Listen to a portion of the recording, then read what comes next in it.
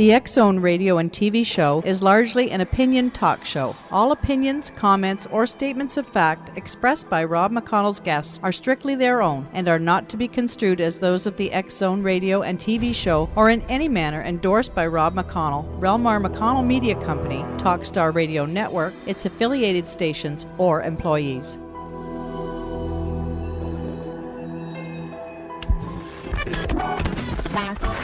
All Hit Radio.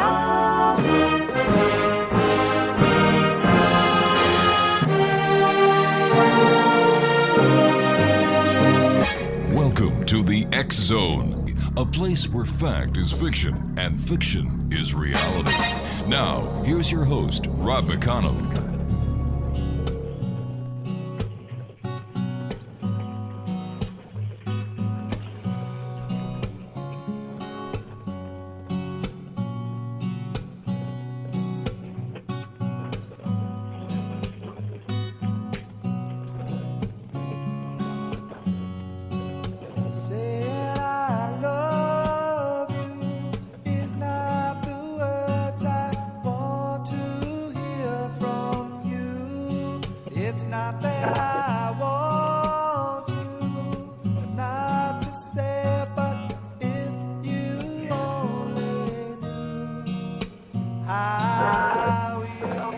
Welcome back to the X-Zone, everyone. My name is Rob McConnell. We're coming to you from our studios in Hamilton, Ontario, Canada. Worldwide, toll-free, 1-800-610-7035. Email xzone@xzoneradiotv.com. On MSN Messenger, xzoneradiotv@hotmail.com. And our website, www.xzoneradiotv.com. My guest this hour is Jack Rourke. He is known as the Rational Psychic. He's also written a book called The Rational Psychic, A Skeptic's Guide to Extraordinary Perception. Now, interest in the paranormal and psychic phenomena has never been greater, which also means that there is a lot more confusion than ever about which claims are bogus and which are authentic. That's why Jack Rourke's perspective is so valuable. As both a practicing psychic and an experienced parapsychological researcher, Jack is uniquely qualified to provide an inside-out, shockingly candid, and thorough explanation of what psychic perception really is and what it isn't.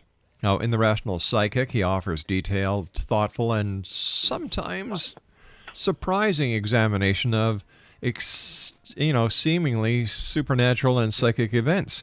Joining me now is Jack Rourke. And Jack, welcome to the X-Zone.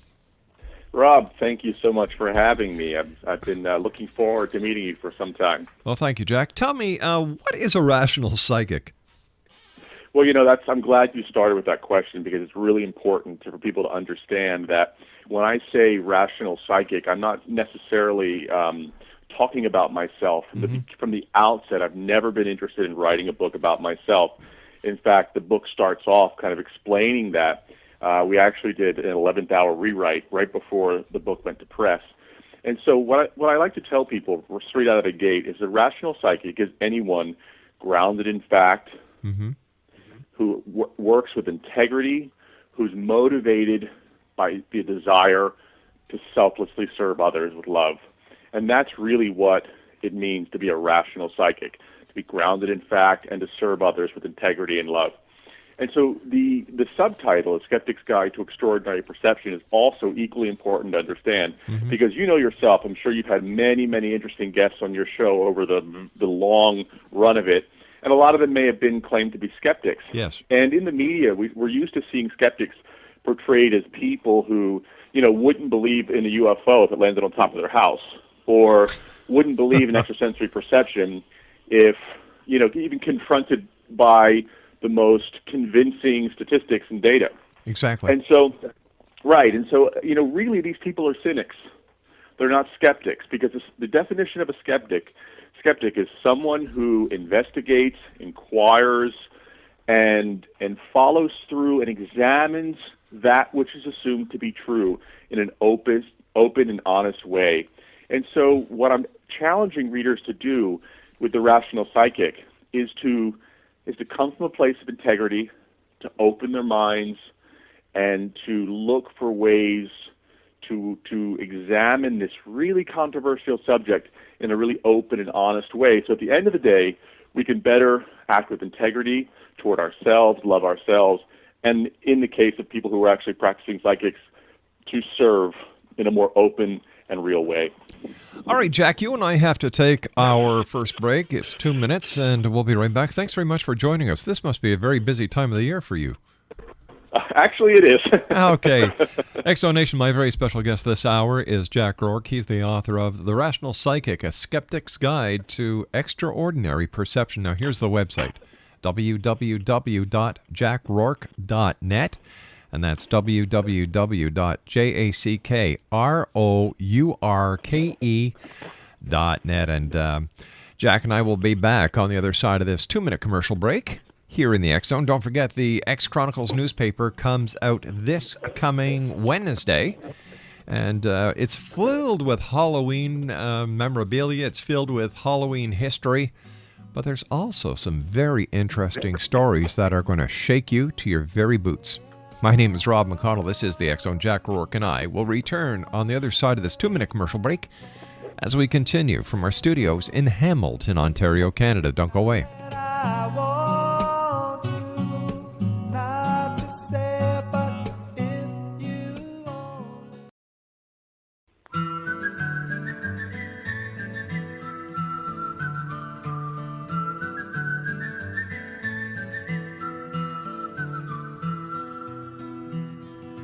All around old Cape Horn, ships of the line, ships of the morn. Some who wish they'd never been born, they are the ghosts of Cape Horn.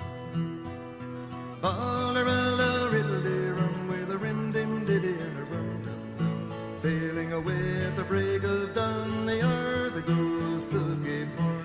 And speaking about ghosts, my very special guest this hour is Jack Rourke. He is the Rational Psychic. He's written a book entitled The Rational Psychic, A Skeptic's Guide to Extraordinary Perception. His website is www.jackrourke.net. Jack, how did you get involved in the work that you do as a Rational Psychic as well as a parapsychological investigator? Well, that's an interesting question, maybe to some people, but some people might find it really kind of boring. But I sort of fell into it, to be honest with you. Like many people in my position, I had a lot of unique and strange experiences growing up.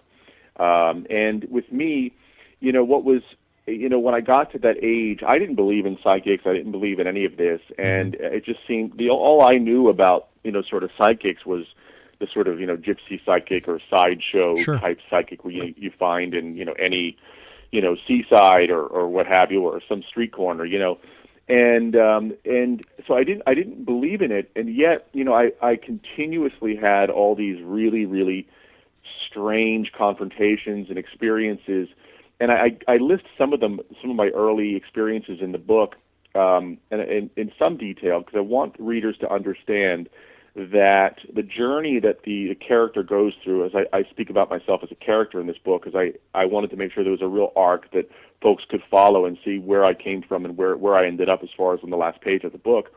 And so it reads in somewhat of kind of a story, but in this book is packed full of really interesting facts and experiences. But, I noticed that I was having a lot of these kind of strange experiences and picking up information from people without even consciously realizing it. And so then acting or speaking on this information would be problematic. Like, for instance, if you and I were at let's say we're at a cocktail party or something, and you, and I don't know if you have a partner or a wife, but let's say you're standing there with her, and then maybe I'm with my partner, and we're standing around and we're chit-chatting, and, you are just making polite conversation, and then, maybe you and your wife, had a disagreement earlier in the day or something, or there was something going on with her. And then because the emotional, that emotional weight of that conversation or that conflict you guys have had, I'm thinking about a specific incident from my past, that would be heavy in your aura, as you would say. And I would literally receive that information as if you spoke that out loud. And then I would respond to it, and then it would leave you going, what the heck is this guy talking about? And your wife might look at you like, how dare you tell a stranger? Right. And then problem ensues, for you and for me.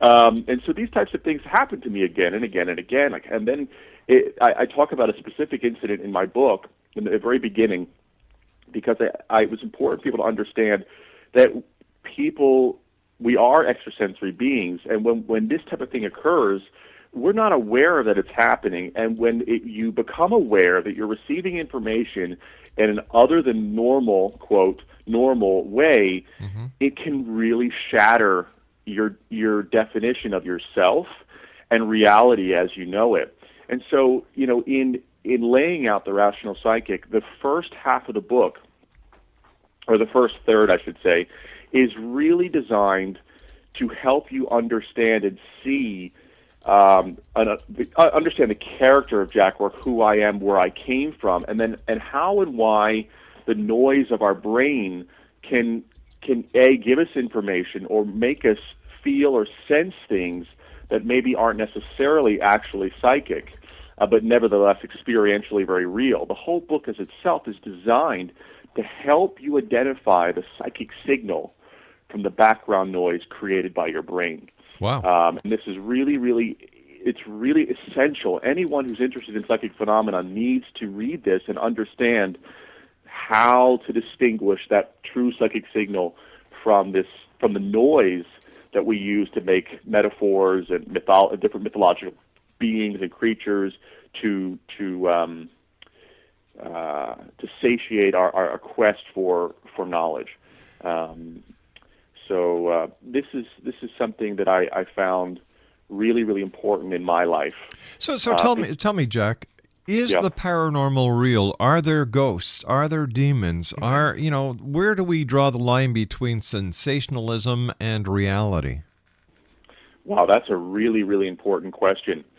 And I think, what's important to understand here is that the rational psychic, it looks at this subject through the lens of extrasensory perception. I'm really only talking, and I'll answer your question, but I'm really only talking about the aspect of perceiving information so that we can raise the bar and get really specific and clear and understand ourselves better and ultimately serve other people better. And if you're not a psychic, it's really about understanding how our mind works in a paranormal way, and why psychic phenomena is absolutely real, and where it comes from, and how maybe to identify and relate to people who your own psychic experiences, and help you understand people who do identify as psychic. So, but to get to your question, what's real, quote, quote, per se, and what's not real, per se, is one thing I always like to tell people is what you experience is real.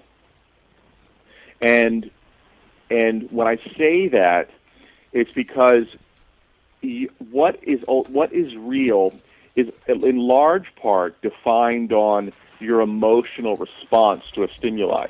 That's what makes the experience real to you.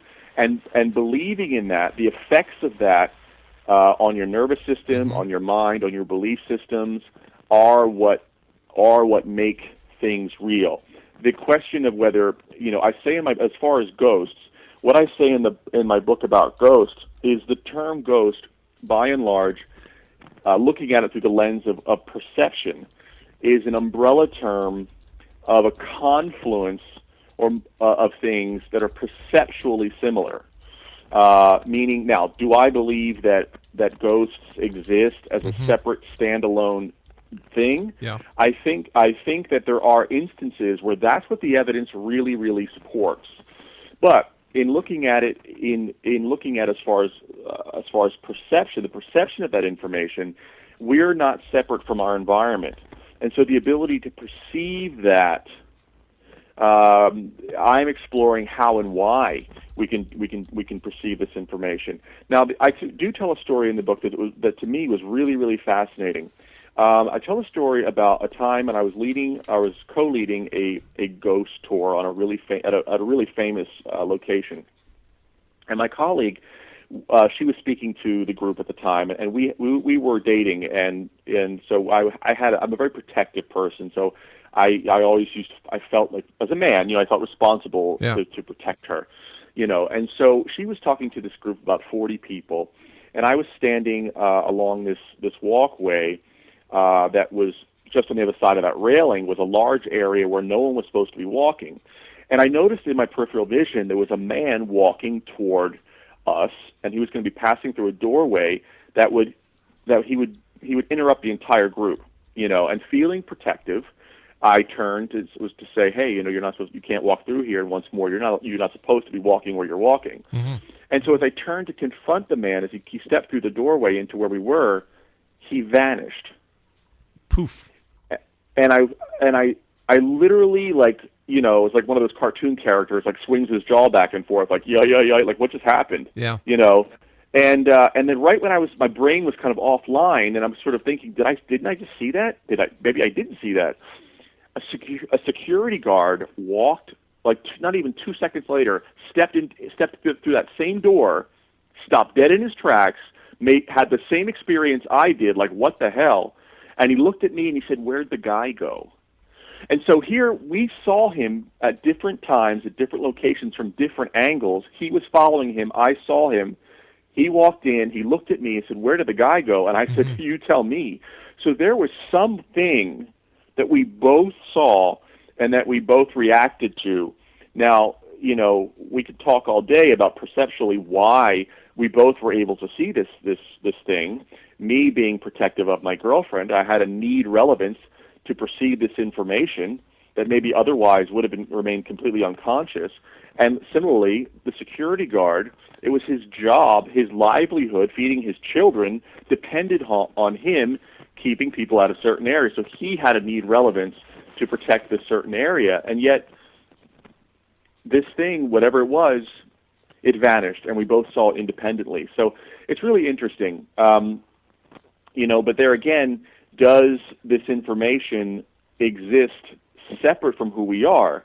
I think some of the more compelling things is when, perhaps maybe someone does, catch something on a video surveillance or something like that, because then we're once removed from it, and obviously a camera isn't an intelligent, being that is processing and accessing information. It's just,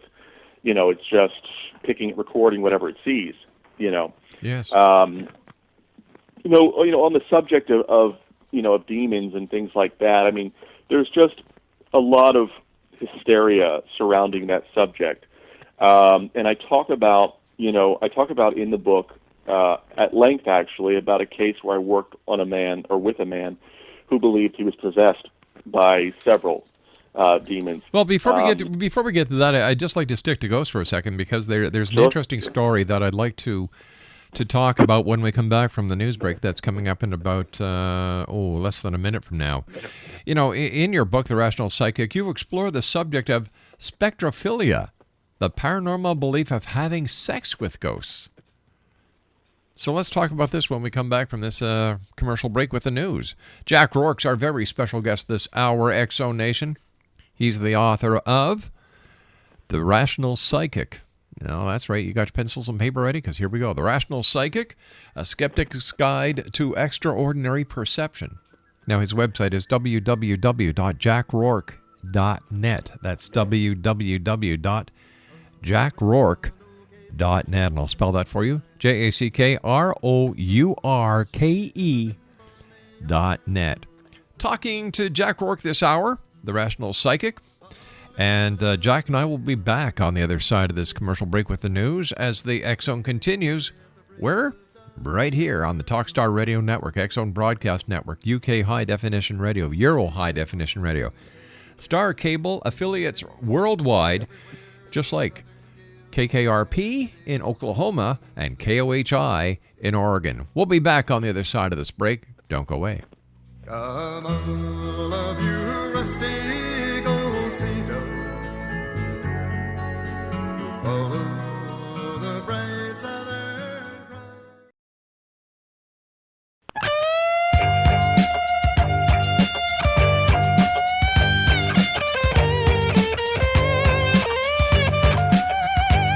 You're listening to the X-Zone Radio Show, live and around the world on the Talkstar Radio Network. X-Zone Broadcast Network, UK High Definition Radio, Euro High Definition Radio, and Star Cable. Our toll-free telephone number worldwide is 1-800-610-7035. Our email address, xzone@xzoneradiotv.com. On MSN Messenger, xzoneradiotv@hotmail.com. And our website, www.xzoneradiotv.com.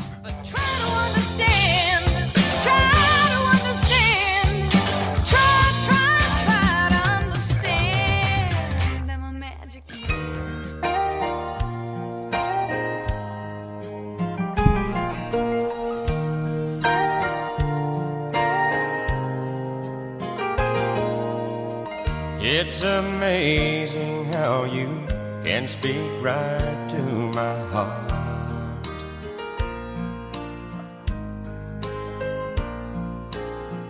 Without saying a word, you can light up the dark.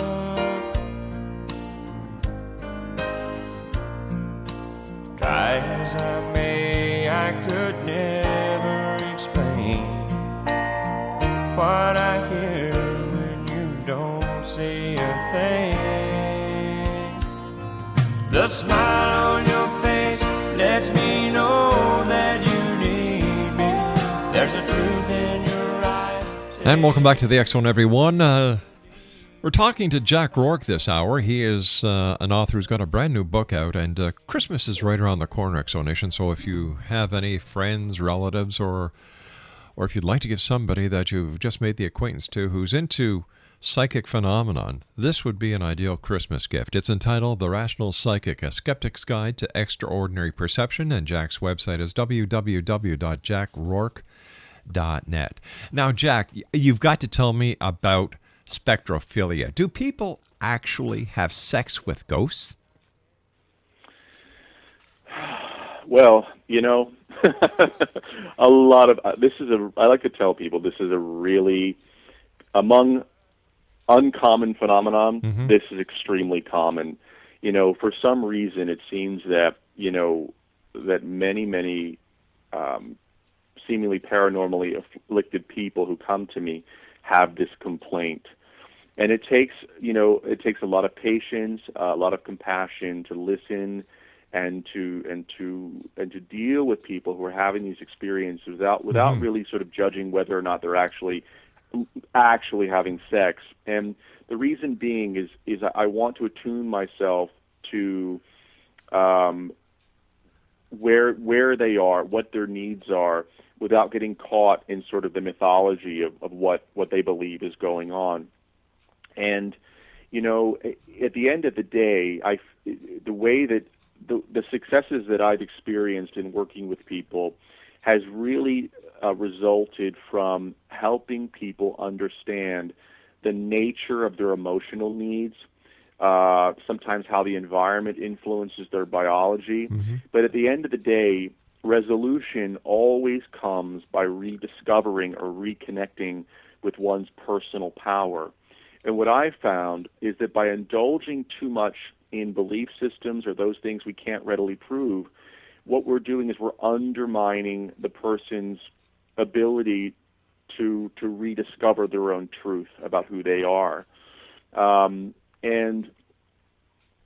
that, because that really is the key, is instead of like looking outside of ourselves for ways to control a monster or something that exists separate from us, if we can wrestle and come to terms with the monsters within us, somehow our experiences shift dramatically.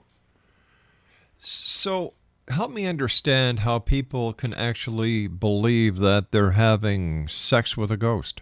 I don't understand that. Well, I'll answer that question, and then I'll undo that answer. Okay. And by telling you a really incredible story. It's what I've come to understand is that how we access ourselves sort of the spiritual nature of ourselves, that non-dualistic aspect of our consciousness, that part of our consciousness that exists sort of beyond space and time, not in sort of a non-local universe. There's one way that we can readily access that spiritual dimension with all of us, and that's through orgasm.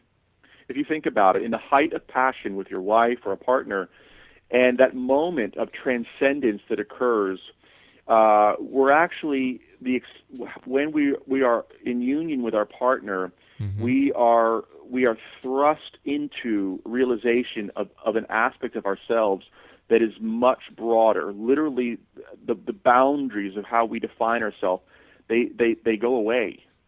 And there's a bliss that occurs, and that I believe that magic that happens at that moment really gives us a sample of what it is to be free of this physical shell and our brain's identity of who we are. And I say this only because I've had frequent out-of-body experiences in my life, and I talk about early on in my teenage years, when I actually I had an empathetic near-death experience that I shared with my twin sister the moment she died. I was lifted from my body, from a being that told me my sister had died, and then brought me to her and showed me her. And now my sister was in a wheelchair her entire life. She never walked. And I saw my sister whole and beautiful as she crossed over, and it was a beautiful, magical experience. But that sensation of being outside the body is one that what only comes near to that is the sexual experience. And so what I've kind of come to understand is that our whole identity is at the root of our identity really is our sexuality. And I feel like when people feel attacked or insecure in the deepest recesses of their being, it tends to that their awareness tends to be centered on or focused around their sensuality, their sexuality, and those energy centers, in the lower end of the chakra system. And so it seems to me that when we if we look at these sensations and these experiences, perceptual experiences as metaphors of feeling, we are not owning our own power, we're not feeling appreciated, we feel violated. All these things that we then kind of conceptualize as a spiritual rape or an attack, or even if we're looking for love, there's a way that we nurture and give to ourselves by inviting these experiences to our conscious awareness through the energy centers, below the belt. So, so basically, do people look to the paranormal for expressing psychological effects that they can't explain any other way? It can't be me. It's got to be something from the paranormal. Is this the general consensus? That is not a general consensus, but it is a consensus among academicians. Right. But you think about it, religion, paranormal, spirituality, all these things, in the search for God or a search for a greater understanding of who we are as spiritual beings, we deal in concepts.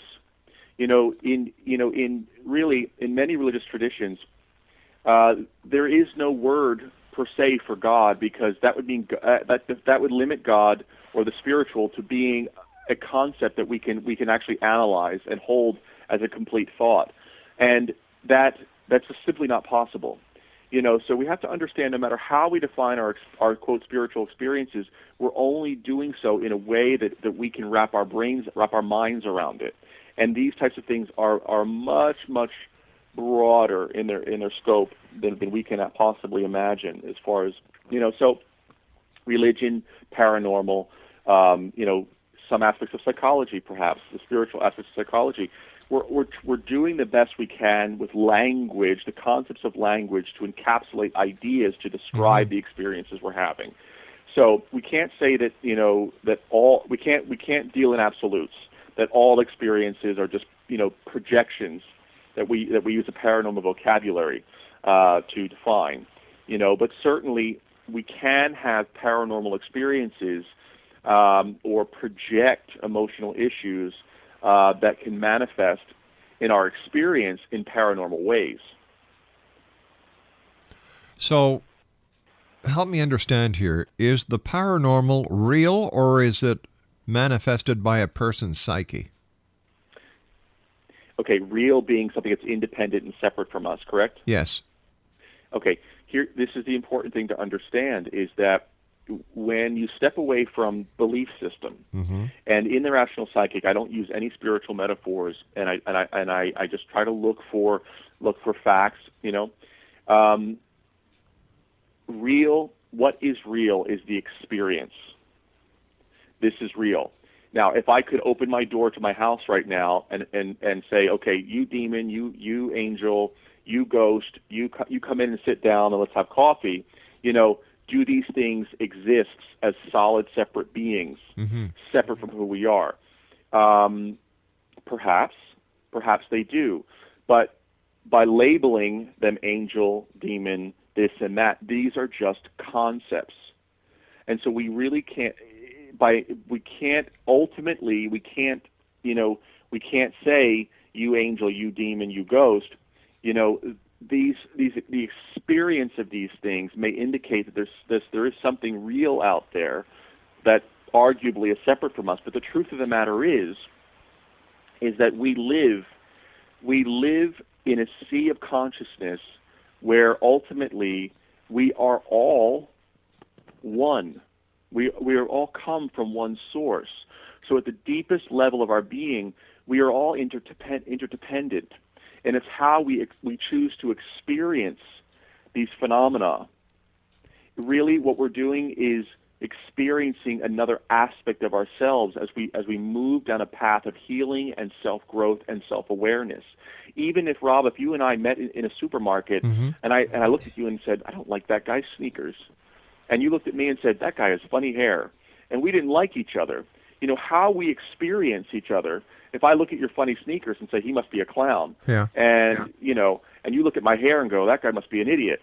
What we're doing is we're based on how we're experiencing one another. We're then creating a concept around which we validate our ideas about who we think that person is. You follow me? So what we're really, in dealing with extrasensory perception, what we really want to do is we want to liberate ourselves from these limiting concepts so we can access information, go beyond our belief systems into a spiritual reality that's non-local, that is non-dual, that is free of concepts, so we can access information that is objectively verifiable so that we can best serve those that come to us. Now, early in the book, I look at perception in two ways. One is paranormal perception, which is made up of these metaphors, concepts, and religious icons that can't always be independently verified. And then I talk about psychic perception, which is those things that can be that information that we perceive without using our five physical senses that can be objectively verified. This is where I'm talking about, as far as the rational psychic, dealing with facts grounded in truth, with a selfless, working with integrity and a selfless desire to serve others. It's because we want to raise the bar and we want to step beyond these concepts and access information that is relevant to those who come to serve us, and that can be objectively verified.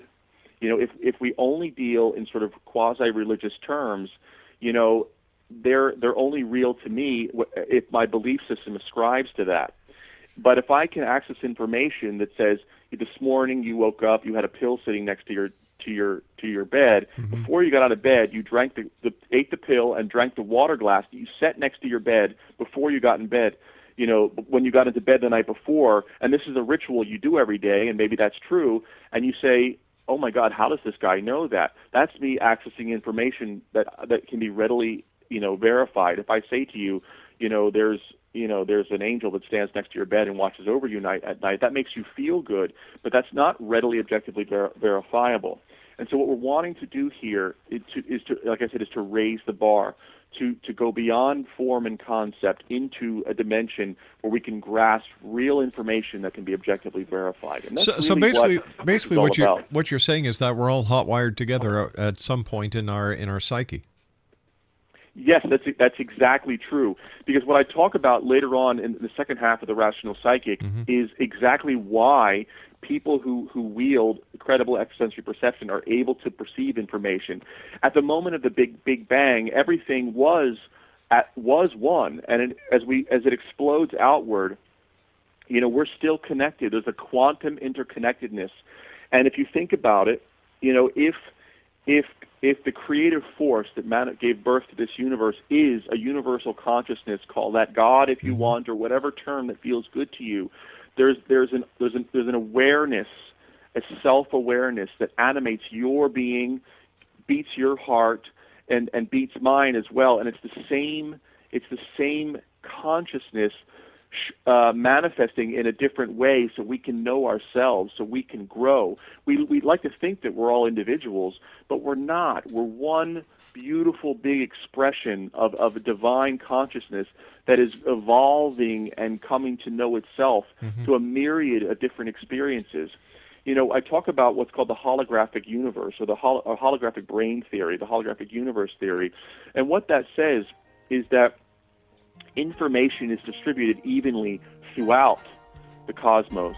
Meaning, if you take a hologram, and it's a three-dimensional image made of light, and you tear it in half, you have two complete wholes. Unlike a photograph, where if you tear it in half, you have one half and the second half. What's interesting about the holographic brain theory and holographic reality theory, it is a model that kind of answers the questions to almost all, or dare I say, all paranormal experiences. Jack, I'm going to ask you to hold on here. I've got to take my final break for this hour. Exonation, sure. Jack Rourke is our special guest. He's got a brand new book out, The Rational Psychic, A Skeptic's Guide to Extraordinary Perception. www.jackrourke.net. Stand by. We'll be back on the other side of this short break. Lets me know that you need me.